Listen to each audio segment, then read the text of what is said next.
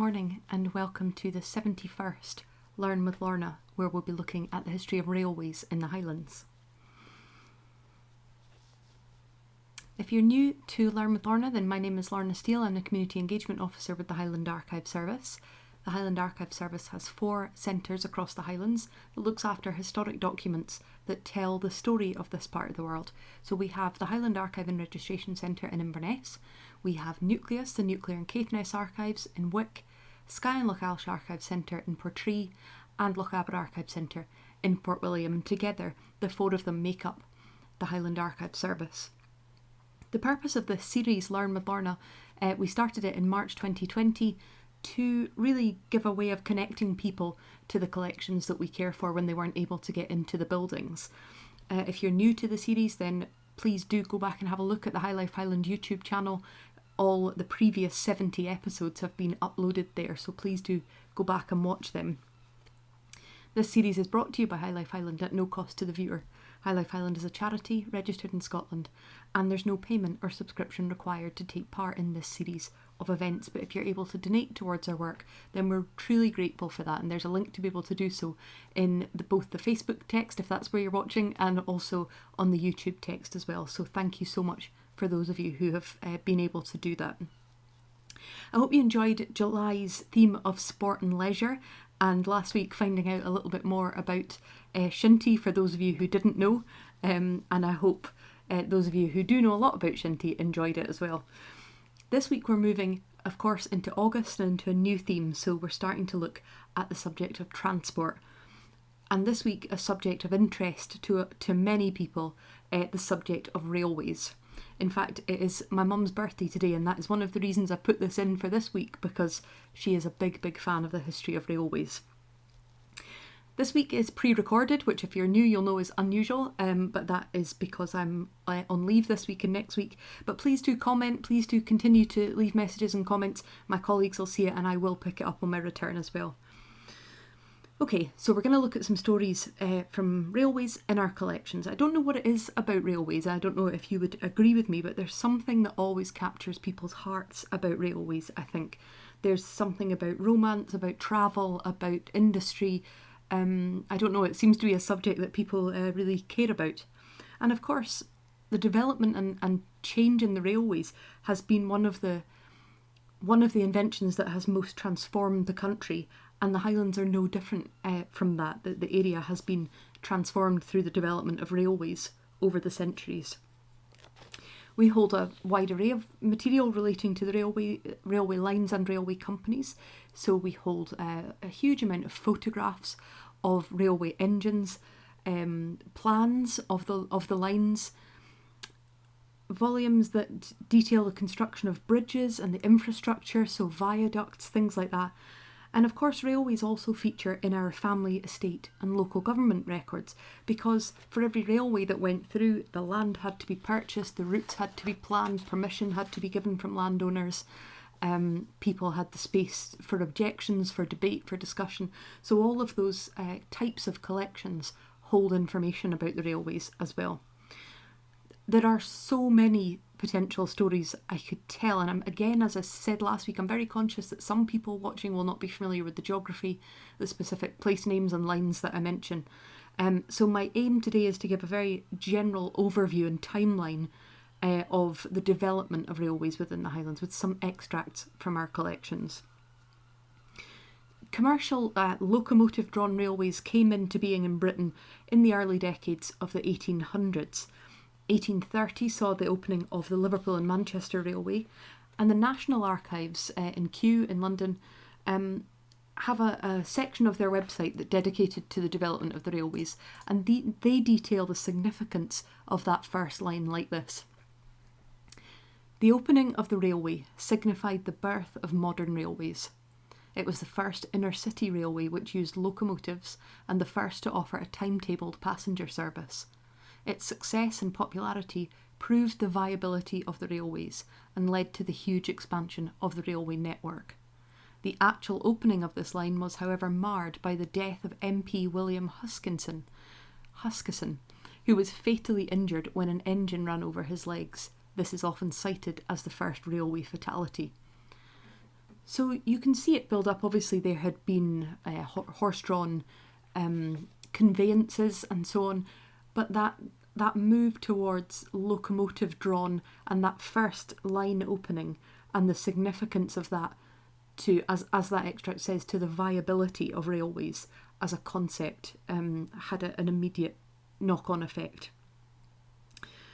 From then on, railways were constructed across the country. So from that 1830 opening, for the next few years, there was a growth in the development of railways across the country and the uses that people had for them. So of course, initially, there was a feeling that this would be something that would speed the infrastructure and conveyance of goods, of material, of business, of industry.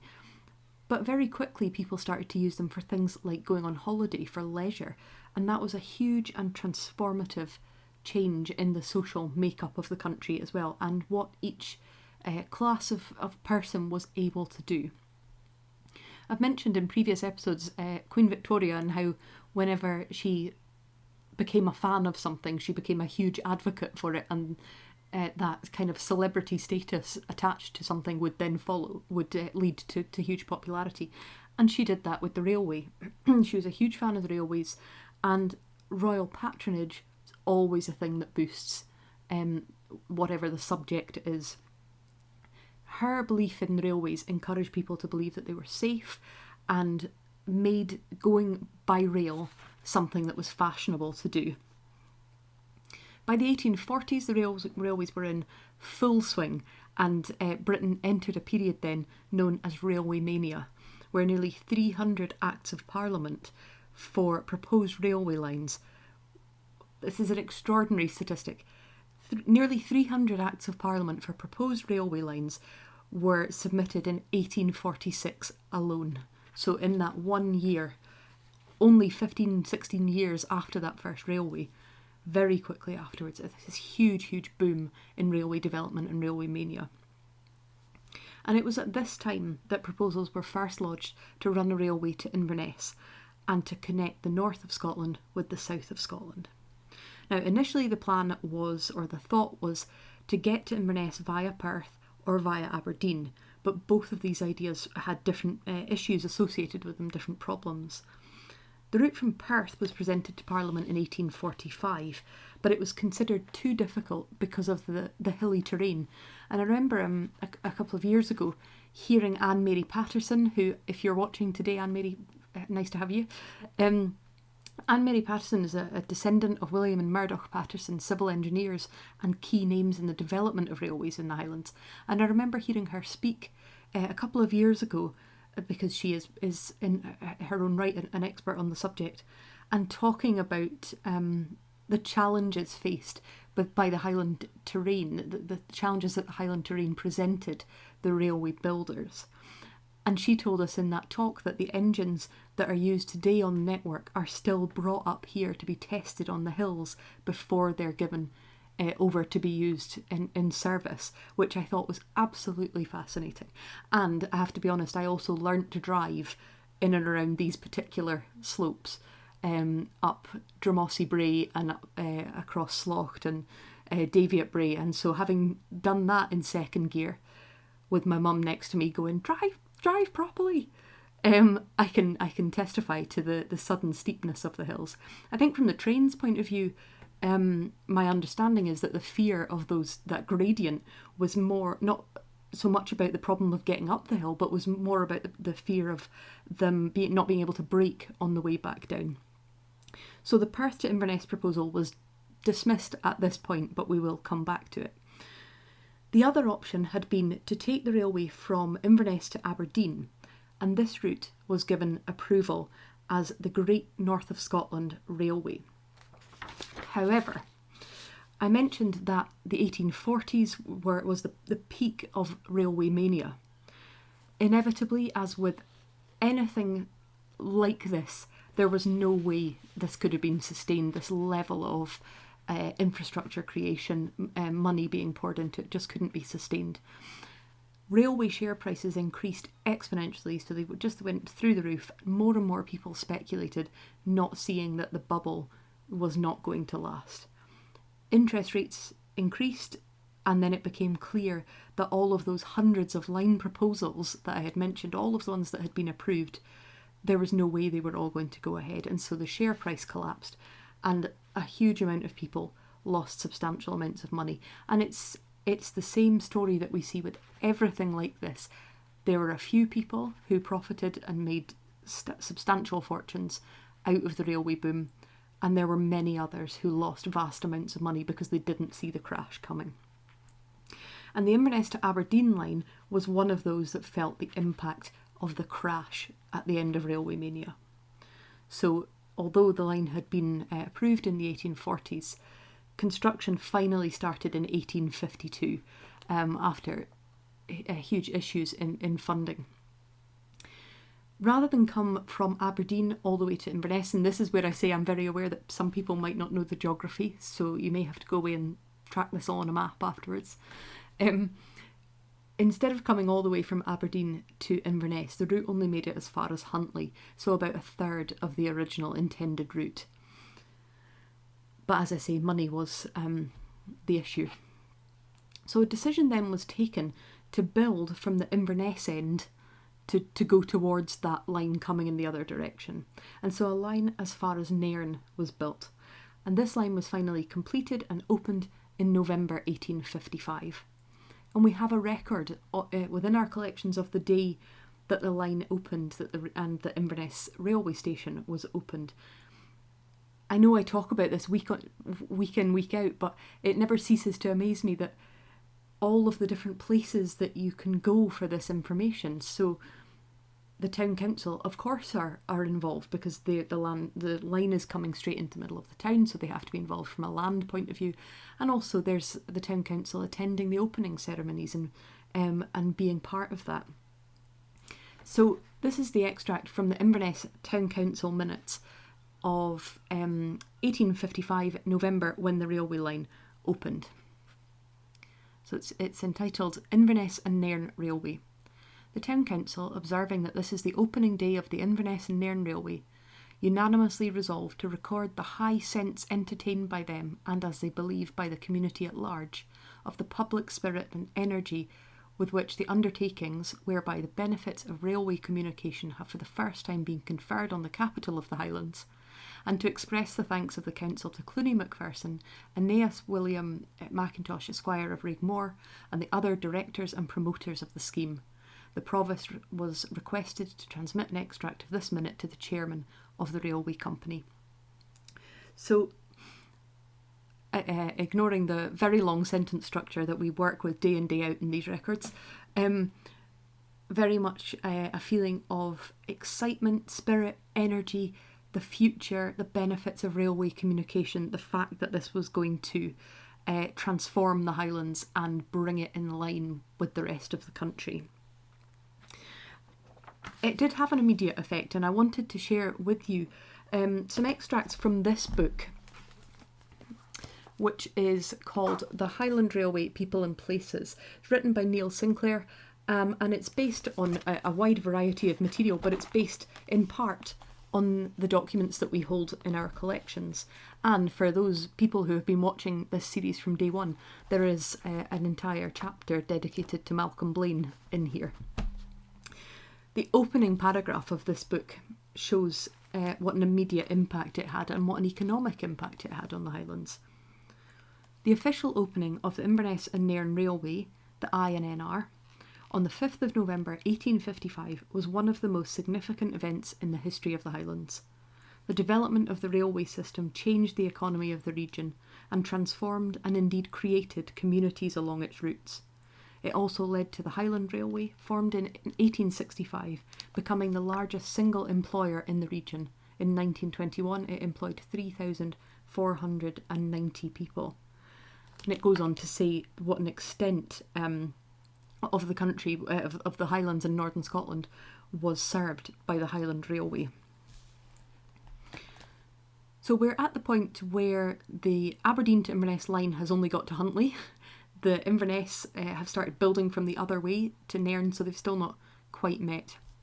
But a few years later, the Inverness and Aberdeen Junction Railway extended that line from Nairn to Keith and they extended the Great North of Scotland line to Keith as well. So finally there was a rail route that joined Inverness to the south, but it wasn't ideal, and anyone who does know the area will know that having to go to Edinburgh via Aberdeen adds hours onto the journey. Even today it would add hours onto the journey. And so that, I spoke before about the fact that there had been 2 alternate routes proposed. That desire for a direct line to Perth did not fade. The 1860s brought about a big spread of railways in the Highlands, with both a spread of new lines out of Inverness and a new alternative to travelling south via Aberdeen. And we'll come on to that once I've reminded you that this series is brought to you by Highlife Highland at no cost to the viewer. Highlife Highland is a charity registered in Scotland, and there's no payment or subscription required to take part in this series of talks. So 1862 saw the railway reach Dingwall. This came about through the Inverness and Rossshire line. Then there were further subsequent extensions in the coming years to Invergordon, to Bonar Bridge and other areas. So that was 1862. In 1863, the Inverness and Perth Junction Railway opened. This line went from Perth to Inverness via Forres, Kingussie, Granton, Dromochter. So it's still not direct. So for those of you who know will know that now the line goes straight from Perth up the middle of the country, effectively, to Inverness. The line to Aberdeen would go right round the edge. This was a sort of compromise in between that went through Forres, Granton, Kingussie, Dromochter. And this is the line that Malcolm Blaine talks about in his diaries, and that map that he talks about going to all those stops. So it still wasn't direct, but it cut out that long diversion of having to go via Aberdeen. Queen Victoria, as I say, a huge advocate, she travelled part of that line just 6 days after it opened, and as I've said, that immediately adds prestige and kind of validates it for most people. One of the key dates in the story of railways in this part of the world is 1865. This was the date that the Highland Railway Company was created by a merger of the Inverness and Aberdeen Junction Railway and the Inverness and Perth Junction Railway. So that's the kind of setup of the big system starting to be created. In June 1870, an Act of Parliament was passed which granted the 3rd Duke of Sutherland, George Sutherland Levison Gower, that gave him permission to build a line from Golspie to Helmsdale. And the line opened in November of that year, 1870. They had constructed, you might think that's quite quick, that to get it an Act of Parliament in the June and to open in the November. They had started construction in anticipation that it would be approved, which it was. It was funded by the Duke of Sutherland, and the aim of that was to develop his estate infrastructure and communication. And as part of that, there was a private station opened at Dunrobin Castle for the family. It's an interesting example of the different uses and the different visions behind why railways start. So, as I mentioned, there's industry, there's trade, there's holidays, things like that. This is an example of a small line being opened to aid and develop and improve estate infrastructure. But it becomes relevant as we go into the further development. For Keithness, it was the 1870s that saw the coming of the railway. The idea of simply carrying on the Sutherland Railway up the coast from Helmsdale was mooted, but was very quickly deemed impossible because the coasts were the cliff was too much of a problem. The coastline was too difficult, and so the line had to be routed inland with branches off to Wick and Thurso.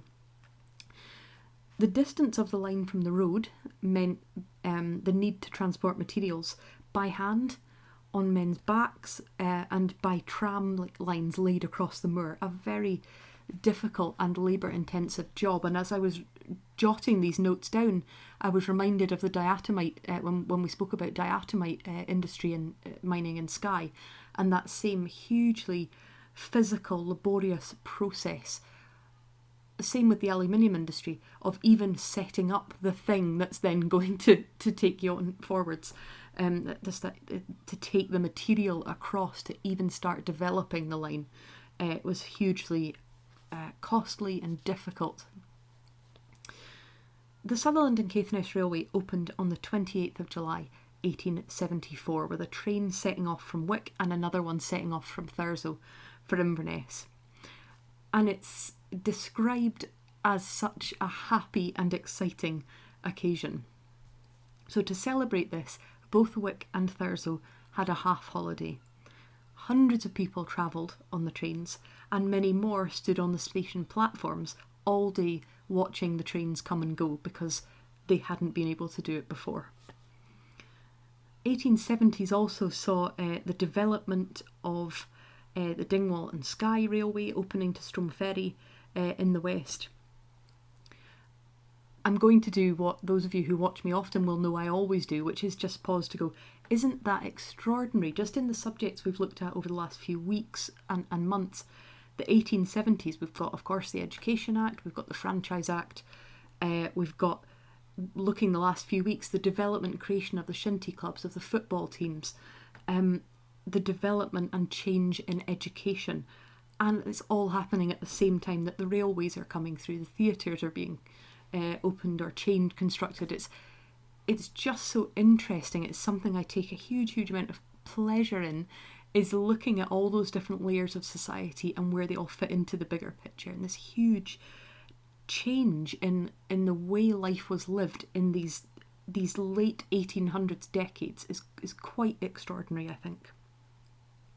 Now, there were some big and important names involved in the development of the Highland Railway network and those lines that came before the Highland Railway came into being. I've mentioned already the Pattersons, William and Murdoch, both civil engineers, absolutely famous and renowned in their own right, and they worked alongside another famous civil engineer, Joseph Mitchell. They worked at masterminding, designing, creating the routes, solving the problems that they faced along the way, particularly around terrain and geography, and supervising the construction of things like bridges and viaducts. And the importance of those three men, and of course others, but the importance of those three men in the development of the railways in this part of the world just can't be underestimated, and we hold documents relating to them. In 1898, a long-awaited development took place, and this was finally the opening of a direct line from Aviemore to Inverness. And I wanted to read to you an extract from the book that I mentioned, which is based on a variety of sources, including our collections. But I wanted to share with you an extract from this about Murdoch Patterson's role in this moment of opening, finally, that direct line. Murdoch was involved in preparing two major extensions to the Highland Railway. One was the 34.5 mile Aviemore direct line, which shortened the distance to Inverness from the south. This was authorised in 1884, but only completed in 1898. Its main role was to maintain the Highland Railway's monopoly of Inverness traffic, as other companies were proposing to build lines to the Highland capital. The second scheme that Murdoch Patterson was involved in was the 10.5 mile extension of the Dingwall and Skye line from Stromeferry to Cailloch-Lochalsh, authorised in 1893 and opened on the 2nd of November 1897. The Aviemore and Kyle lines were major projects for Murdoch Patterson, whose health was beginning to deteriorate by 1890. There was theoretically some help available from Sir John Fowler, who was appointed consulting engineer to the Highland Railway in 1882, but his significant involvement appears to have been mainly limited to the design concepts of the major bridges on the Aviemore line. As Fowler was also the consulting engineer for several other railway companies and was engineer-in-chief of the Forth Bridge, which opened in 1890, he would have had limited time to devote to Highland Railway affairs. In October 1891, the Highland Railway Board agreed that because of his state of health, Murdoch Patterson needed more practical assistance. William Roberts, surveyor of the roads for the Badenoch district, who had previously worked for Murdoch, was appointed assistant engineer with responsibility for the lines already open. Murdoch Patterson thereafter concentrated on the lines under construction, principally the Kyle and Aviemore lines, with the latter increasingly taking up the majority of his time. By 1898, the greater part of the Aviemore direct line, including the difficult route through Slough, and the viaduct over the Findhorn at Tomatin had been completed. One great structure remained to be finished, the viaduct over the Nairn at Culloden, the longest masonry bridge in Scotland. This had been a troublesome project. There were problems in finding secure foundations for some of the viaduct piers, and the original contractors went bankrupt in 1894. The Culloden viaduct was nearing completion in the summer of 1898, but some work remained to be done. Murdoch Patterson, by now a sick man, wished to oversee the completion of his most important engineering work, and took up residence in the house that had been built for the station master at Culloden Moor. It was here that he died, at the age of 72, on the 9th of August 1898.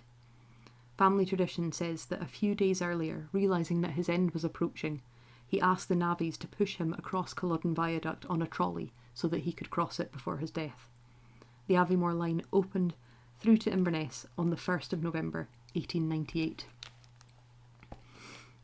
And you can imagine how long they've waited for it, how triumphant and excited they would have been, although with the sorrow that he didn't get to see it completely finished. The 1890s also saw the creation of the Black Isle Railway. This was part, again, of the Highland Railway. Again, the purpose being that they were trying to maintain a monopoly on the network as other companies were starting to vie for the work. The 1890s also saw the opening of the West Highland Line in 1894, which was extended to Mallaig in 1901. A very beautiful line, I'm sure anyone who has been on it will know. The very early 1900s saw a continuation of railway construction. So the Wick and Leicester Light Railway opened in 1903. The route went along the coast and through Crofters Fields, and there is a fantastic eyewitness description of this, eyewitness account of the line going through the Crofters Fields, recorded in Ian Sutherland's book about the Wick and Leicester Railway.